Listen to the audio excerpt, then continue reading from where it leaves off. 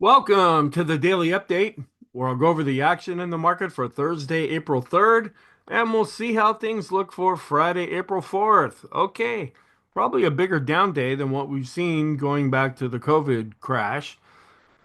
And the reaction was immediately negative after Wednesday, when Liberation Day turned into Obliteration Day and the futures were down about 3.5%. They tried to bounce back up. By the time we opened, we were back down about 3.5%. And then the market just picked up, took off, and kept going down. Any feeble attempts to buy the dip were immediately met with more selling. We have broken through support. Internally, we're kind of holding up, not too bad. Again, we're seeing more rotation than actual money coming out of the market right now. As far as our trends, we've still been negative in the short and intermediate term. We're still mixed in the long term, but we're seeing some damage here.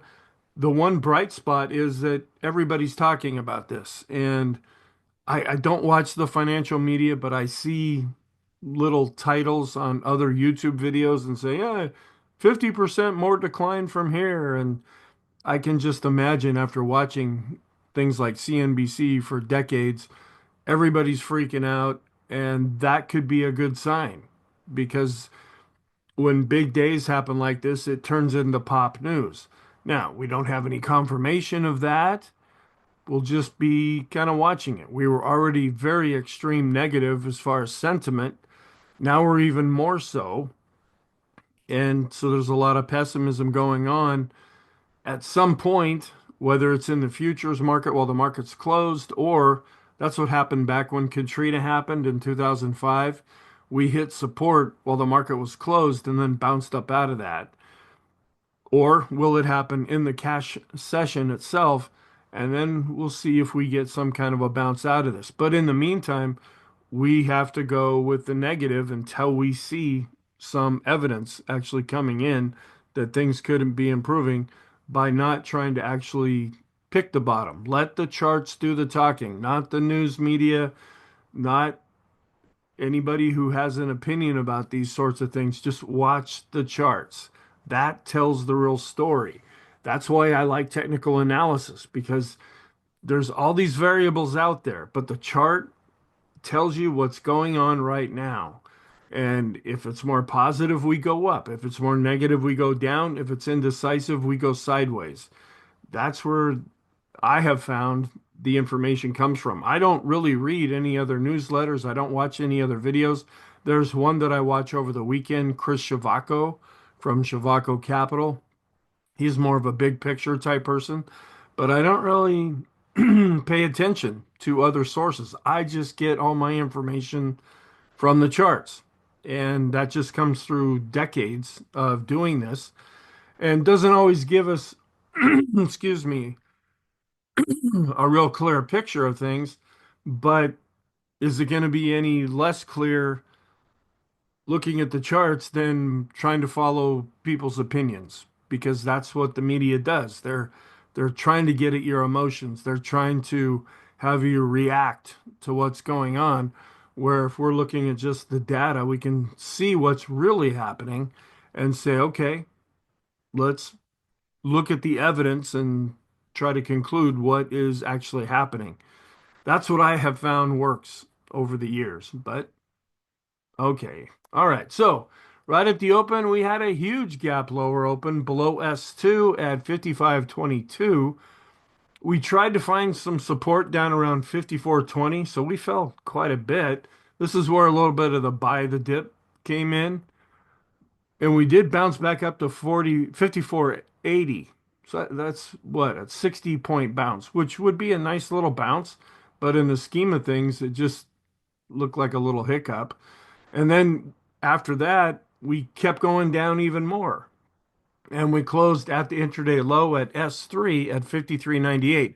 So now we're slightly below the 5400 level because S3 was at just 2 points below that. And we were down 4.84% with the S&P on well above average volume. And as I said, we're still negative in the short and intermediate term. You could say we're negative in the long term, but we still have the blue line above the red line with the moving average crossover system that we use to determine what the trend is. Now that blue line's coming down, that 50 period moving average, it's coming down pretty quick. And if it does cross below, then yeah, we're going to switch more to a negative trend, but we're not there yet. And interest rates did come down because of the flight to safety, money coming out of the stock market into the bond market. And now we've got the big employment report that'll be coming out on Friday. Now, the employment area has been really holding up. I know there's a recession, this recession, that. In yesterday's video, I looked through the charts. Now, the one drawback to looking at the charts, it's NBER, and I have 6 or 8 different charts that I go through. And then periodically, I'll do a video that I only post on the website. So if you're interested in that, go to the link below this video to check out the program that I have, and it's still free for the time being. And I looked at those charts just a couple of days ago, and everything was looking okay. But as I said, with the drawback, these are government charts, so the data is delayed, and they're really good charts for telling you what you should have done 6 months ago. So we have to try to anticipate things a little bit. We're helped with the initial jobless claims, the employment situation report, and those things. We start to see trends developing, and then that can bleed over into these longer term charts. But it's all about the tariffs in Thursday's session. That's what everyone's talking about. You've got one side saying this is the end of America as we know it. Let's go back to the old way of doing things. You've got the other side saying this is the end of America as we know it. Let's go back to what we knew works and what the country was actually founded on. But there's change. Whether you agree or disagree with it or not, we're changing. And that's what President Trump and his administration is trying to do. And it's like surgery. I mean, you're painful. Things are pretty bad there for a while until there's a chance for recovery. Now, there's no guarantee that things are going to get any better, but it's like the old way of doing things over the last 100+ years. It's like we're kind of managing a decline of what America was really about, built to be.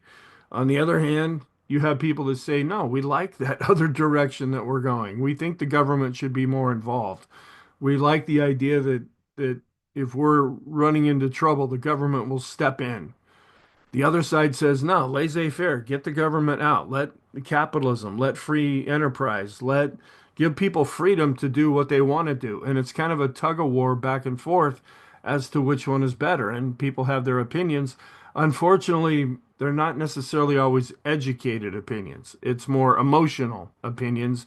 And as I've been seeing a lot in social media, I don't post a lot on Facebook, but I've been on there almost since the beginning. And because I'm not living in the US right now, it's how I keep in touch with my friends. So if it's controversial, I don't post it because I want to stay in touch. That's what I'm using this for, not to look at some meme and use that as justification for my political philosophy. Because those memes, no matter what side they're on, they're never giving you the full story. They're just twisting things around, and emotionally, that seems to justify how people feel, and so they post it, and it's like, but do you really understand what's going on? No. That's why we look at the data. That's why we look at charts. And even some of the data is skewed. The data has been manipulated. There's been some speculation out there that the data was supposedly propped up to look better before the election, and now that the election's over, it's starting to look worse. Okay, you can go with that or not go with that, but there's change. And as much as people talk about change and talk about how they want things to be different and how they want to improve things, the bottom line is change makes us uncomfortable because we're going off into the unknown. We're taking some risks, and there's always that chance that it may not work. And so we would rather deal with things that we're not necessarily happy with, but what we understand and what we know, than venturing off into a new area, realizing that, yeah, things could fall apart, but they could also get very good at the same time. So, okay, let's go back and talk about what happened and some comments here. The sell-off that we saw was after President Trump made the announcement of these sweeping tariffs that are happening. And it's more, it depends on what you view. Was it more than expected? Was it as expected? My personal take on this was that all these ideas with, Greenland and Canada being the 51st state, that they started out as negotiating tactics, and that's what I think a lot of people were doing, and they were hoping for some kind of an 11th hour change that, okay, maybe this won't happen after all. Well, that 11th hour didn't really come, and so the announcement was made, and for a lot of folks, that was really caught off guard. And I thought that too. I thought maybe this is a negotiating tactic. If you read The Art of the Deal, the book that Trump wrote a number of years ago, he's implementing those tactics. If you want to understand what the man is doing with his administration, read that book. And it gives you some insight. Now, if you just hate the guy so much that you don't want anything to do with him, cover the picture of him on the cover, whatever. But do you want to understand? Do you want to try to, at least analyze things as they're happening? Or is your love or your hatred so intense that it clouds any real objective type evaluation of what's going on? And as an educator and even as a person, that's I try to do that. I get clouded by things. I have opinions. I have things that I tend to like when they agree with the way I feel or disagree with when they don't. We're all like that. We're biased people. We're built that way because we have a brain and we reach conclusions, whether it makes us feel good or whether we feel that that's the right thing to do. And so there's going to be differences. But the thing is to try to understand the big picture while we're going through a rather painful small picture at the same time. There is a plan behind this, and this plan is being enacted.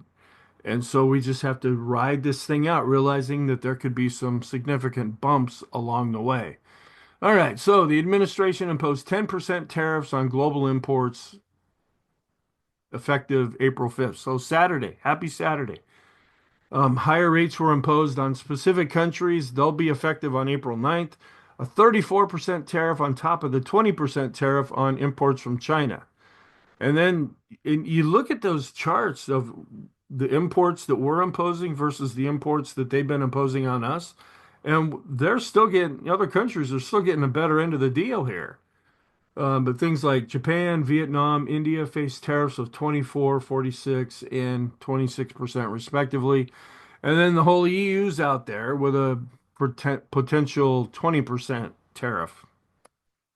So this move escalated fears about an economic slowdown, and that could happen. There's shifting going on, and the old way of doing things is going to be changing. I mean, people like AI, they like electric vehicles, they like advancements in medicine, they like a lot of the things that are happening, realizing that, it's not just there's going to have to be some real paradigm shifts, new ways of thinking and different ways than where they were before. We're not trying to go back to, okay, let's have manufacturing jobs and let's work the farms and things like that.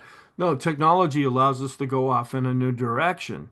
And that's going to produce change too. Just as an example, about 10 years ago, I was teaching some adults basic computer skills because I'm also a computer instructor. And a couple of the people in the class were like, well, why do I need to learn anything about computers? I work in a warehouse. I'm moving boxes from point A to point B. And I said, well, okay, there's computers in that warehouse, and you're going to be responsible for reading the data and entering data and keeping track of all the information. And that's not going to be on a piece of paper. That's going to be on a computer. And so having these basic computer skills is actually going to help you for your job. And they're like, oh, that's not the way we used to do things back in the 60s and 70s. No, things are changing, and skills that are needed go beyond, posting cat videos on YouTube and TikTok videos and there are some skills that need to be taken into the marketplace, and we're seeing a lot of that shift starting to take place with all of these advancements in AI and investments in AI and all the change that that is going to bring. All right. So, but there could be an economic slowdown. We might go into a recession at some point. That's why I'm bringing this up because I'm watching that very closely. And let's watch the data. And we get some data that's relatively current, like jobless claims and things like that. We'll get the employment report on Friday. And then there's longer term charts that we can look at too, but we look at the GDP forecasts, and in Atlanta, they're negative, and in New York, they're positive. So even a lot of the forecasts are really off from each other. Okay, so and then small caps just got hammered. Um, and as I said, there was a flight to safety, getting out of stocks into bonds, but the poor small caps, they've already been getting hammered. They're down another 6.6%. And we did see a lot of declines in the large caps, and I'll go through some of the charts. Discretionary related industries. Of course, it's like now there's this big hate Elon Musk movement that seems to be happening. And so if it has anything to do with Tesla, which is part of the discretionary sector, it's like hate it, burn it, scratch it up, do what you have, whatever you have to do. Where just a year ago, this guy was like a hero for, hey, he wants to build cars that don't pollute, and he's really concerned about what's happening here on Earth. He wants to go to Mars, and so he's sending spaceships up and all that in. But because he's behind Trump, he's now hated by about half the country or so. We are now above 30 with the VIX. We're at 30.02. All right, that's a high reading. We get concerned when we go above 20, and we spent most of the last couple years, 2023, 2024, well below 30, excuse me, well below 20 for most of the year. But see, things are changing. We had good years in that, 2023, 2024. Do you think we could continue to have a good year? That would be very rare to have back to back to back 20% years. And so the fact that things are pulling back a little bit, it's getting the weak hands out of the market, the people that just treat the stock market as a cash machine. Oh, if I ought, they were doing that with Bitcoin. I put in and put it in and it magically goes up and then I sell and I make all this money and it's just a machine that always goes up. Folks may have been getting a little bit too complacent with the stock market, thinking, maybe getting a little complacent there, and the market doesn't like that. Well, now you've got a lot of folks that are running scared, and so the VIX is really going up.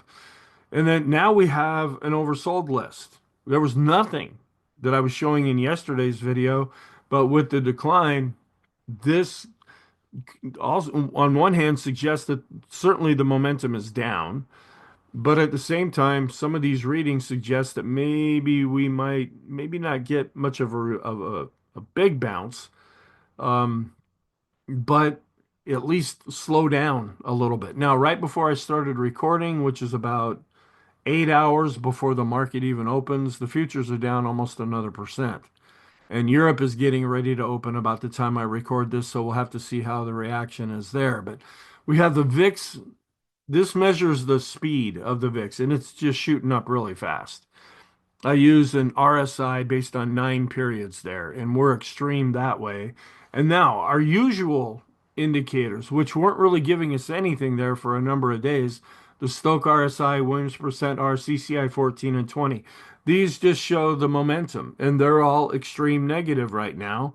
It doesn't necessarily mean we're oversold in that sense. It just means they're picking up all this downward movement, and clearly the momentum is down. The stochastics are starting to get extreme. The force index, we're getting far away from the 20 period moving average again, as measured by the boom indicator, and our short term RSI is getting extreme negative. In the intermediate term, we're into that -3 channel with our standard deviations chart. That's pretty extreme. The rate of change going back 50 periods, we were down there, we bounced up, now we're back down in there again. That's also being extreme. The Arun was really the only thing that was ever on the list, but that's one of those indicators where it registers something and then doesn't do anything for a number of days and then kicks back in with a new reading.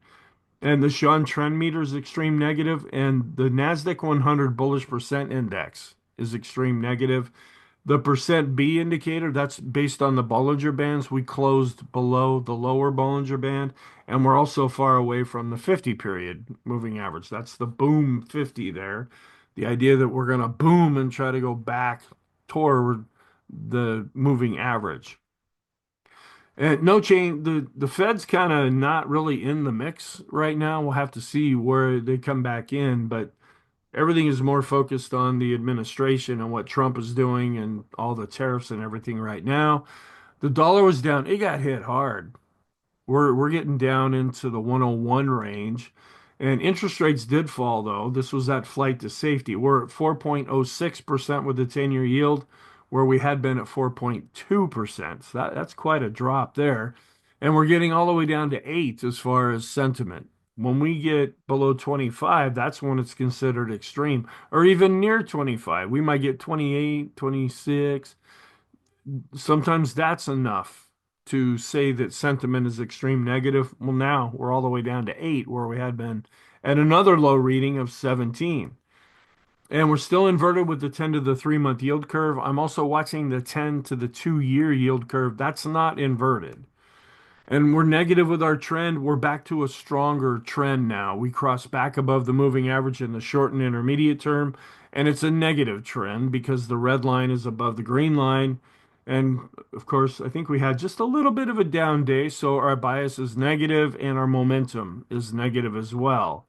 All right, so we did get some economic reports, believe it or not, but this is okay. This is holding up for right now. We had 219,000 people filing for initial jobless claims. That's less than the 224,000 that they had expected, and also less than the 225,000. That means people aren't getting laid off, at least initially, right now. These numbers are still holding up for right now. Where it's a little bit more of a concern is we're ticking up with the continuing claims, so that those folks that do get unemployed, they're finding it taking longer to find a new job. The trade balance, this could be some tariff positioning going on here. It came in about as expected at a minus 122.7 billion. They expected 121 billion, but it's down from the 130.7, so less negative. So it actually improved slightly there. And this could be the front running of purchases continuing ahead of the tariffs that are being implemented. And then the global US services PMI, that this applies to the whole world. This is actually still looking good. It's above 50 and it came in at 54.4. Last time it was at 54.3. Anything above 50 shows expansion. Now, another one that kind of freaked out the market, but the market was already freaked out to begin with. We came in above 50 with the ISM services. Now, this is the US, and this is a big report, a major report. It was above 50 at 50.8, but well below the 53.2 that was expected and well below the 53.5 that we saw last time. So it was weaker than expected, but it's still showing slight expansion. Okay, so here are the weekly jobless claims, which are actually going down. Both the black line, that's the raw number, and then the blue line is a 4-week moving average. What's a little more concerning is we're seeing a pickup in the continuing claims for right now, kind of getting a little above the higher end of this recent range that we've been in, but we're looking for overall trends.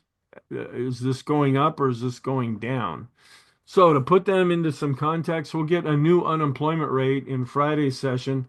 The blue line are the continuing claims, which have been going up, and you can see this is a little bit longer term here. And this is going back to 2023, even into 2022 with the blue line. It's not spiking up. It's just kind of going sideways, and we're just at the higher end of the reading now. And then the red line, these are the initial claims, and that actually has been declining lately. So the February trade balance, see how this really went down? This is the 3-month moving average here, where it's like if you're gonna buy it now before the tariffs kick in. And nominal exports and imports on a year-over-year basis, pretty much flat with the exports, but the yellow line here had really been going up, and now it dropped down just a little bit as well on a year-over-year basis. And then the nominal trade deficit It was lower than expected. It's always negative, but it's a little less negative this time. Then here's the ISM non-manufacturing or the services, where we look at the total reading where we're above 50 here and it actually ticked up a little bit. This is a little different way of measuring this, where the prices are going up, and that's more inflationary, and that's producing some concerns. All right, then here, this is NBER, and that's where I get the charts from because this is the official agency, group, whatever you want to call it.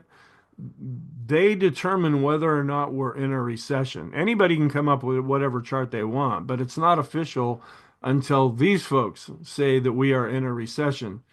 And to be even a little bit more ambiguous, it says historically the S&P peaked 6 to 16 months. Okay, that's a 10-month window.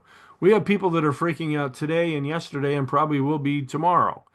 Okay, 6 to 10 months seems like an eternity right now with all the changes that are going on before the National Bureau of Economic Research officially declares a recession, making it a reliable leading indicator. So this is what they're talking about here is the S&P is the reliable indicator because the market does what it wants and then they come up here with these little blue dots here, which is where they actually say, okay, we're into a recession, and see how they usually do this at a top, and then we end up going down. And I'm sorry, then the yellow triangle here, this is when they actually say that we're in a recession at that point. So there can be some lag, and that's what makes this a little more difficult to try to figure out sometimes. Okay, good riddance to one of the worst quarters. Yeah, first quarter 2025 did not bode well for the markets. Hopefully, the second quarter not getting off to a good start here, but there's still, we're what, 3 days into it, into the quarter. Maybe there's a chance things could get better, but maybe there's a chance they will get worse before they get better. Then equity ETFs are still seeing almost $3 billion a day coming in. So this is just showing what the return was versus how much money is actually flowing into these ETFs. And then the S&P has experienced a median annual drawdown of 10% during the last 40 years. Well, we're over 10% now with the decline. Now, this chart came out before we saw the big day on Thursday. But this just shows that even during good years, we might see a 10% drawdown at some point during the year. Still, most of the money is going into tech as of this latest reading. That's the real growth area. But this is the area that's really getting hit right now. So we might see this actually start to come down. And then the US versus Europe. And of course, Europe's been holding up better. They got creamed in yesterday's session, just like the US did. And I haven't checked their open for Friday, but they have been performing better. And unfortunately, about the time that a lot of folks figure that out and they pull their money out of US, like SPY or the QQQs, and they put it into ETFs that are focused on Europe, that might be about the time when there's a top because people tend to react to what's already happened. And during the first quarter, this goes back to 1988. They tend to underperform in the first quarter, but then in the third quarter, then we see that the US begins to outperform. And this is what we're seeing right now. I don't know why Europe tends to start off a little better and then get worse as the year goes on. All right, trade policy uncertainty through the roof right now. People are uncertain. Now, maybe this will come down a little bit since there's a bit more certainty going on with what is actually happening with all the tariffs. And then this is just comparing Bitcoin, which is now under pressure too, and also the NASDAQ 100, which is under pressure. And we're getting close. I'll go over this in the weekend video. We're getting close to a death cross with Bitcoin, with the trend actually switching back to down. It's getting into the low 80s or so. I just watch it for entertainment purposes. All right, then earnings sentiment, the dark blue area, this is the S&P, which they do see earnings actually coming back up a little bit here. And then this is comparing it to the rest of the world. This is how people are feeling about earnings. All right, here is the chart, and we have this massive gap. I mean, the thing that's discouraging a lot is when we in Wednesday's session, we were doing pretty good. We had a lower open and we were coming up. Do you realize somebody bought right here? That's why it's green. That means there were buyers coming into the market. So they're all happy and pleased saying, yeah, man, I just got in here on Wednesday, April 2nd, just got into some SPY. And then look at what happened later. I mean, just massive losses. Well, a large part of the gap, of course, we were down 3 to 3.5% before we even opened. And then we just kept going after that. We ended up coming down below S2. We found some initial support right around here, but here's the buy the dippers coming in, but that fizzled out. And then we actually broke down and closed right at S3 right at the low for the session. So, and you can see these bars on the bottom. This is volume, and this is you can see how it's been really picking up. It was a pretty intense day.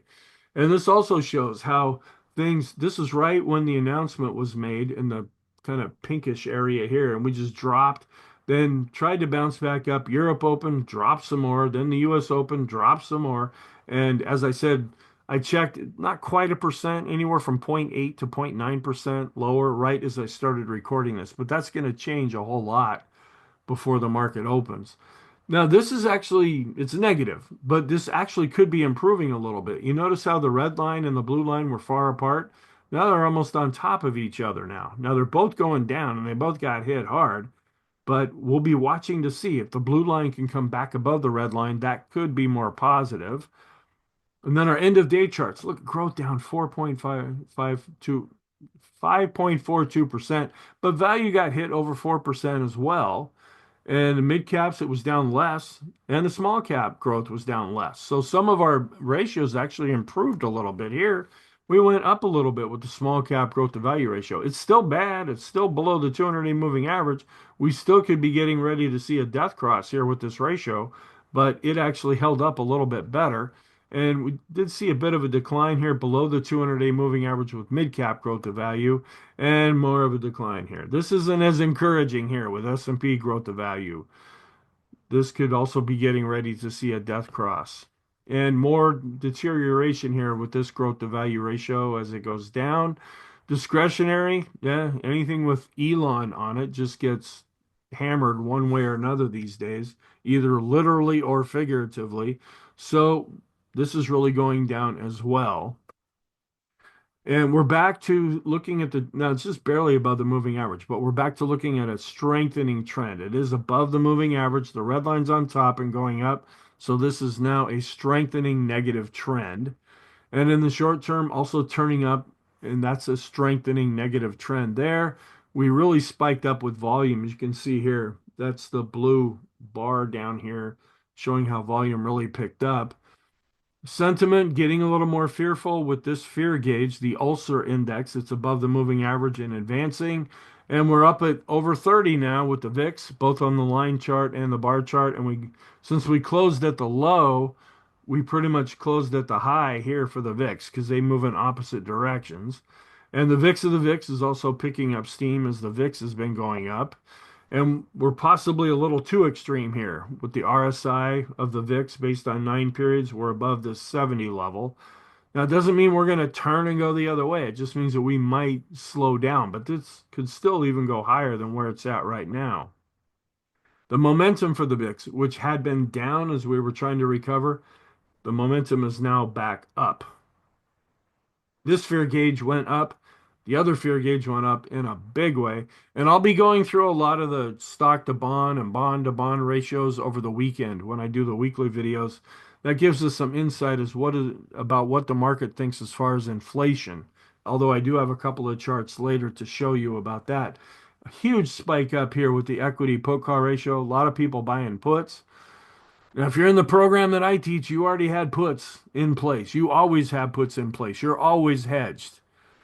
So if you really want to focus more on safety and where my first rule is don't lose money, and then rule number two is, okay, now that we're protected, now let's see how we can make money. A little more boring, not as exciting, but it works over year after year after year.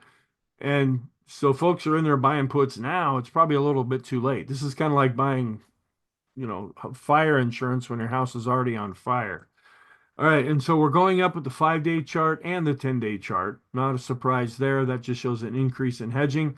For the sixth week now, we are getting a very low reading from individual investors, and this is probably going to stay down here for the seventh week. And very pessimistic right now, but they've been pessimistic for quite a while. We're still declining with the risk on risk off ratio. Not a surprise there, but this is more negative for the market. And then this is a chart I haven't shown in a while. These are high beta stocks. High beta would be Apple, Amazon, Netflix, Google, Nvidia. The stocks that outperform the S&P 500 when we're going up. Unfortunately, they outperform going down faster when they're under pressure versus low beta stocks. These are ones that actually tend to underperform the S&P 500 when we're going up, but they also go down less when we're going down. And these are the more defensive areas. And you can look at a ratio between the two. You can see how this is really coming down. This is showing, going back to about February, how we've really been coming down with this ratio. This also suggests the market has been becoming more defensive. And in Thursday's session, that was even proven more so. All right, then inflation expectations. Now, this is a weekly chart, but you notice where we were at the beginning of 2025 and how, according to this, the inflation expectations are coming down.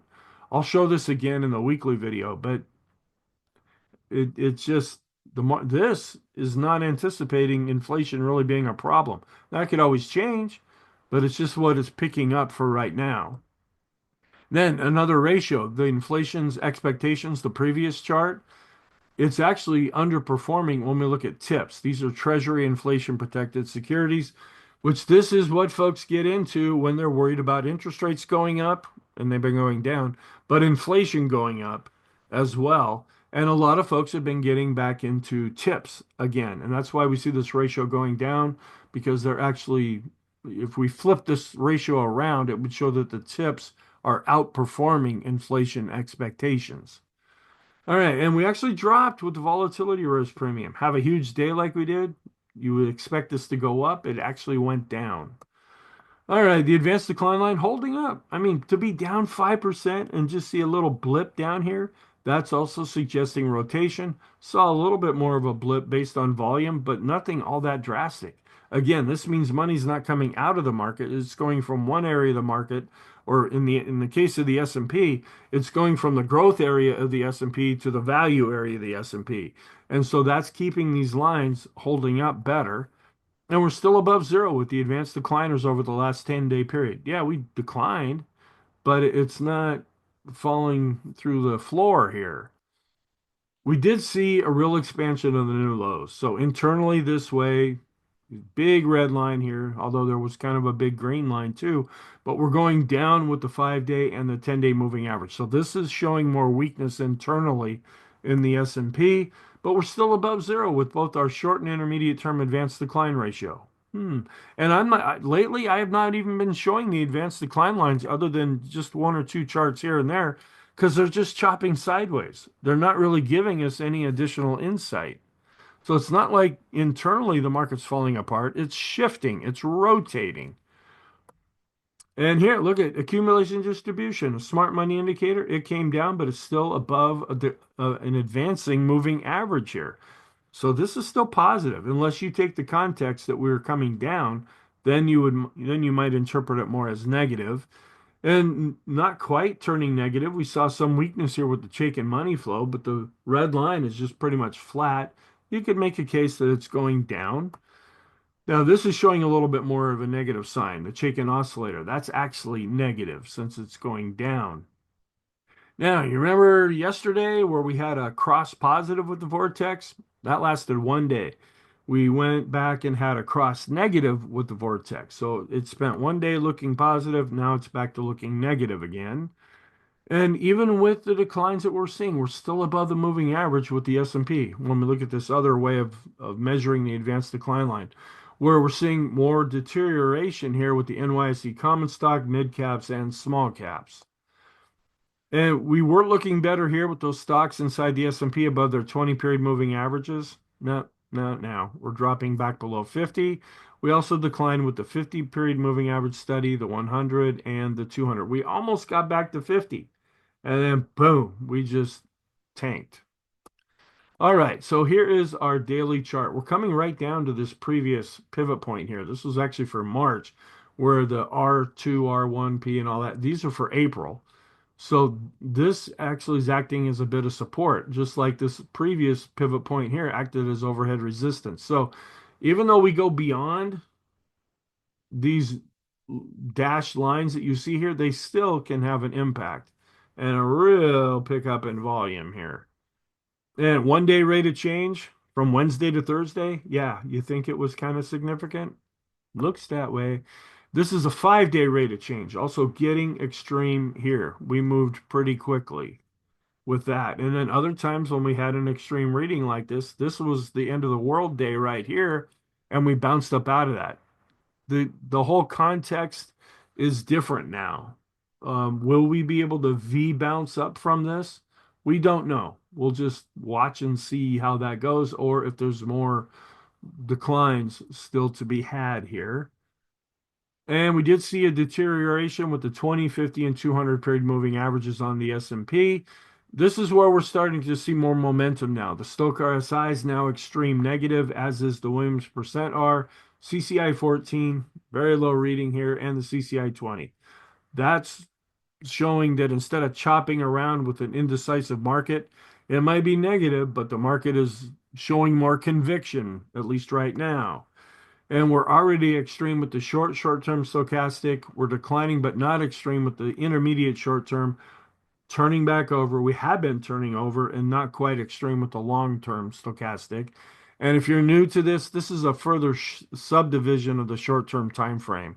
I just break it down into short-term, intermediate short-term, and long short-term. Really extreme here with the force index.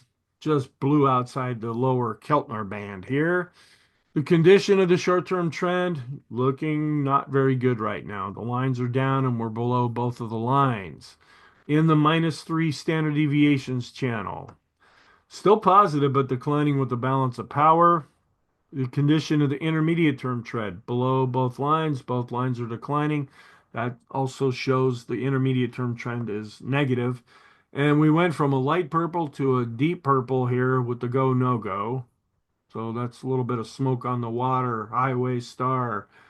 Uh, anyway, trying to remember some Deep Purple songs. Burn, Space Truckin'. Okay, we're hitting the lower end of the lowest low value here.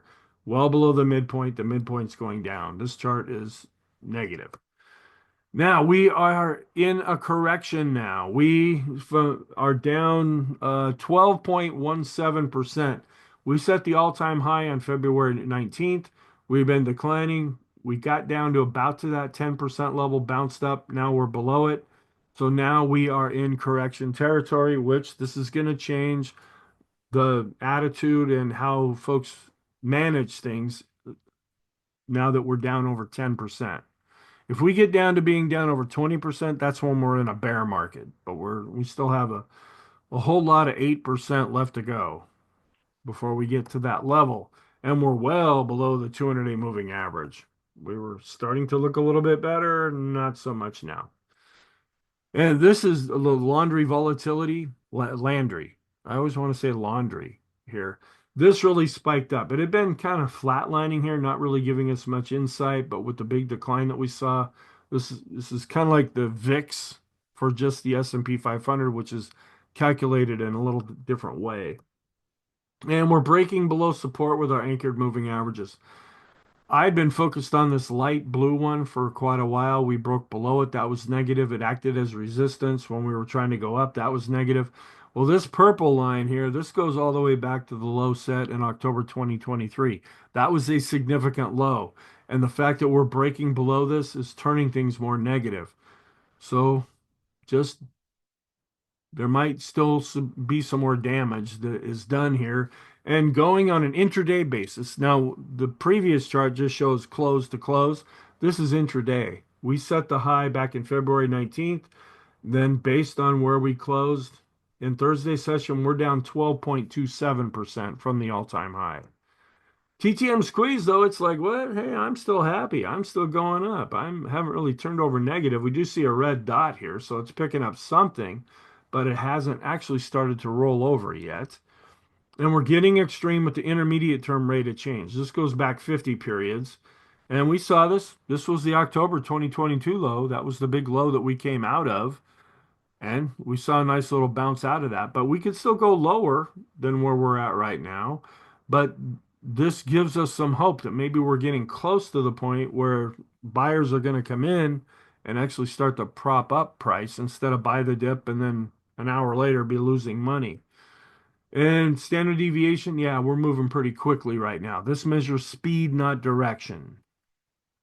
We had turned positive with the ease of movement. Now we drop back below zero. We're negative again. We're just barely positive. Okay, to have to be down more than 5% in the S&P and still be positive with the McClellan oscillator, that means there's buying going on internally here. We haven't switched over negative. So we're going up based on price, but now we're going back down based on volume. So we're getting a mixed picture with this chart. We did drop below zero with the NYSE McClellan oscillator. So that's negative. So we're starting to turn down based on price and volume for the NYSE summation index. This is the Arun. We're just kind of sleeping, sleeping, sleeping. Oh, wake up. Go negative. It's still extreme negative now. That just means there's lots more selling than there is buying. And we're far away from the 20 period moving average as measured by the boom indicator and from the 50 period moving average. So that could help produce a bounce at some point as we try to get back to those moving averages. And actually seeing a bit of a mixed picture here. The swollen trading oscillator just ticked down a little bit. And we're flat with the volume part of the indicator. You'd expect it to be a little more aggressive to the downside, but it's not. Momentum, though, is shifting more negative. This is an intermediate term oscillator, the PMO, and then we break it out based on price. And look, we're positive, and we're just right at the moving average here based on volume. Go figure. Okay, but we did see the PMOs rising, did decrease. The buy signals are going down, and we're rolling over a bit with the PMOs that are above zero. We're negative with the Elder's Impulse system for the S&P. Red, if you like Sammy Hagar. Parabolic SCR has been negative, even more negative. Now we're rolling over, but not quite below the moving average with the slope oscillator. Yes, I'm a musician and I big fan, so I paid attention to all that stuff through the years. Where the MACD is actually crossing below its moving average. This is more short to somewhat intermediate term. So we're rolling over with the slope. We're already turning negative with the TSI, our other short-term oscillator. The MACD is crossing below the moving average, as is the PMO and the PPO. The long-term oscillators are just kind of, what? Something going on here? Maybe I'll weaken just a little bit, but I'll still remain positive. And the copy curve is still positive, but showing weakness. We're extreme negative with the Sean trend meter. We're below 50 with the money flow, and we were above 50. Now we're below 50 with the ultimate oscillator. And even with the declines, we're still above the moving average here with on-balance volume. And we're not extreme with the RSI 14, but we are getting extreme with the shorter term RSI 9. We are extreme here with the percent B indicator. That just means that we close down below the lower Bollinger Band. That tends to not happen very often. And when it does happen, it tends to not last very long. So this could, now something's going to happen. Price is going to have to go up, or the band's going to have to come down, or a combination of the two to wear off this extreme negative reading. We're below all the plotted moving averages, and now it's like we're being chased by the short-term moving averages as price goes lower. We decline with the bullish percent index below 50 and declining. We're also declining with the NYSE bullish percent index, and we're getting extreme negative. And we could go lower than this, but sometimes when we get into this area, that could suggest a bottom. And this is for the NASDAQ 100, and that's growth. And these are the big stocks. It could get to the point where they've fallen enough where folks are willing to come in and start buying. And we're still working off of a praying bottom fisher. Of course, I hope you didn't buy based on this because we've been seeing this all week. You'd kind of be down just a little bit right now. And we do have a mass index signal. We fell down below the red dashed line. This is signaling that there could be a reversal because everything that happened to generate the signal was when we were going down. Now, again, you don't want to use this all by itself, but this is producing a buy signal. All right, and we are breaking through support like it's what, hot butter through a cold knife, hot knife through butter, whatever that saying is. I never used that one. But we did break down below the 50% retracement. We're actually breaking through the 38.2% retracement. That means that going back to the low that we set a year ago, to the all-time high, we've given up two-thirds of those gains in this decline that we've been seeing here. Now, this is a longer term chart, and this goes back to the low set in October 2022, and that was when we ended the bear market in 2022, and we've been going up ever since then. I just wanted to include this for informational purposes, so I have some bigger picture Fibonacci retracement levels as well. We're still a ways above this, but we'll be watching this if we continue to see more declines. This was kind of an area of hope that now seems to be dashed. We're going to have a monster update on Friday to get back above this pivot point by Friday's close. We broke below this. So long-term support has been broken. We are negative with the Heiken-Ashi chart, negative and pointing down with the Kegi chart, negative with the Renko chart, and negative with the three-line break chart. Everything's negative now. Had some new O's drawn in just for measure. It's coming up with a descending triple bottom breakdown. Yeah. So more negative here. Long term, seeing weakness with the 150 and 200 period moving averages. And then we're still, it has, I don't know if they've updated this or not. It still has this positive in the short term for the mid caps and in the long term. Everything else is pretty much negative, but the small caps are also negative in the long term. And then stocks, of course, getting hit where bonds are doing better now. They're in an uptrend in the short and intermediate term. Commodities, and as I've been saying, this is where a lot of the inflation fears are coming from because they're seeing commodity prices going up, where the dollar still continues to be under pressure. And we had one sector that was up, staples, and that's defensive. So that's telling you that the market is also becoming more defensive. And look, energy just got hammered there. But the growth areas, tech, discretionary, communication, all got hammered as well. Tech was down, my gosh, almost 7%, discretionary down 6%, communication is in the middle of the pack, and it was down almost 4.5%. My goodness. Awful lot of red here. A lot of Valentine's Day going on. Where the positive thing was the euro. That's because the dollar's going down, the euro's going up. All these other things are red here. We're crossing below all kinds of levels with the Nasdaq. We got below 5,500 with the S&P. Then utilities, another defensive area. Actually had a BPI cross above 70. Everything else here was negative, and we got down below 5,400 going into the close. Really ugly day, unless you're a perma bear and you're partying. But enjoy it because it's, it only lasts 30% of the time. All right, the Dow getting hit, still above this S1 support level, negative with the Elder's Impulse system for the diamonds. Really a lot of damage here with the Nasdaq. Keeping an eye on this 50 period moving average. It's getting kind of close to the 200-day moving average. And we are negative with the Elder's Impulse system for the Nasdaq. Also keeping an eye on the moving averages here as the Nasdaq 100 continues to show weakness. Negative with the Elder's Impulse system for the Qs. The momentum for the Nasdaq 100 is now down as measured by the PPO. And we've already been in a death cross with the small caps. They're falling. It's like any kind of support. It's like going through a cloud. It just offers very little to no resistance here.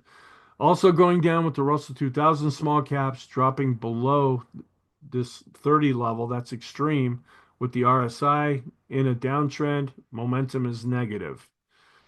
And we're negative with the small cap. It's a little hard to see because I have the volume bars on here, but it's red right over here. Negative. Wanted to bring up the micro caps. They are now negative. We've seen a death cross, and this is declining now. Mid caps, death cross, declining. Hard to see because of the volume bar there, but negative with the Elder's Impulse system for the mid caps. Financial sector, it got hit. It was down over 4%. It's still above its 200-day moving average, and we're even getting further below the 200-day moving average with the bank ETF. Want to keep an eye on this ratio. I'll go over it again in the weekend video. This is between the regional banks, the smaller banks, and the financial sector. Is this giving us some kind of a warning sign that things are getting bad for the banks, or is this just normal market forces that are causing this to go down? That's the question we're at least throwing out there to see if we can find an answer. The Wilshire falling further below its 200-day moving average, below its 200-day moving average with the total US stock ETF. The FANG index falling further below its 200-day moving average. Apple was down just a mere 9.25%. One of the most powerful companies on the planet, and could be getting ready to see a death cross here. We're going to have about a 20% gain in Friday's session to avoid that. Amazon, another major company here, below its 200-day moving average, it was down almost 9%. Google was down over 4%, could be getting ready to see a death cross here. We're already in a downtrend with Microsoft. It was only down 2.36%. Tesla was down 5.5%, below its 200-day moving average. And Nvidia, which is now in a downtrend, it was down 7.81%. Meta, which has been holding up a little bit better, not on Thursday. It was down almost 9% below its 200-day moving average. Netflix down a little less than 2%. This is probably holding up a little better at the time being. And we're seeing a little strengthening here, the short-term correlation between US and world stocks, where the S&P is in red and the world stocks here is the bar chart. We're leveling out here with the longer-term correlation. And the semiconductors, they led us higher when we were starting to bounce. That's why I'm focusing on some of these charts. We have a downtrend here with the Dow Jones Semiconductor Index. We look at the SMH Semiconductor ETF, downtrend, showing a lot of weakness. This is that same ETF, but just showing it with a rainbow. See how it's like an accordion getting pushed in here with all these lines. This could be quite negative unless we see some severe buying coming in to help take the semiconductors up. The semi to tech ratio, now tech's been down, but semis have been even more, and so we're watching this ratio continue to fall. And the staples, the tech ratio, this is more defensive, spiking up here. Oil is in the upper 60s now. It actually fell a little bit. The dollar really under a lot of pressure lately into the 101 range. And we came down with the 10-year yield. We were up with the 10-year based on price as a flight to safety, getting out of stocks and into bonds. We're still inverted with the 10 to the 3-month yield curve. And our growth to value ratios still not looking good with the Qs to S&P, holding up a little bit better with a flat moving average with discretionary to the S&P, but we're really declining when we compare large cap growth to large cap value. So the large caps, mid caps, and small caps actually advanced a little bit above their moving average. But where we focus the most are in the large caps, and that's still showing weakness. And this going down is negative. That means the S&P is underperforming utilities. And utilities got hit too, but the S&P got hit even harder. And we're really spiking up here with staples to S&P. This is more defensive as well. We spiked and we're starting to improve. Now we're just going up again here. At some point, if we spike and start to come back down, that could help confirm that we might be seeing a bottom with the S&P. But that's what we already thought here when we saw this spike and started to come down. All right, so what's our outlook? We are still negative in the short and intermediate term, and we're mixed in the long term. We're going to get the employment situation report. Chairperson Powell is going to be coming out with a speech. We'll wonder what he has to say. And then it's all about the tariffs right now. That's what everybody is all fixated on. And here shows the finishing of the economic calendar for the week. This also shows what the expectations are and what the last readings were. Seasonality, we're positive with the Dow and S&P for April 4th. And we're neutral to positive with the NASDAQ. And a little bit of positive seasonality, whether you look at the solid line, that's all the years, or after an election, that's the green dash line. So we, at least on a seasonal basis, have that going for us. And then I went through this yesterday. No matter how you look at April, it tends to be positive overall. All right, so we are now mixed here with our smart money indicators where we're still above the moving average with accumulation distribution because there's still buying coming in. It's just not going into growth where you could say negative with the Chaikin money flow, and we are more definitely negative with the Chaikin oscillator. The NYSE McClellan oscillator and summation index, they went negative again. The parabolic SAR is negative. The oscillators are mixed. They're starting to roll over. They're actually more negative in the intermediate term than they are in the short term. And the bullish percent indexes are negative. The moving average studies, all of them are below 50. The ease of movement, money flow, and ultimate oscillator are negative. The vortex, which spent one day over on the positive side, is now back over on the negative side.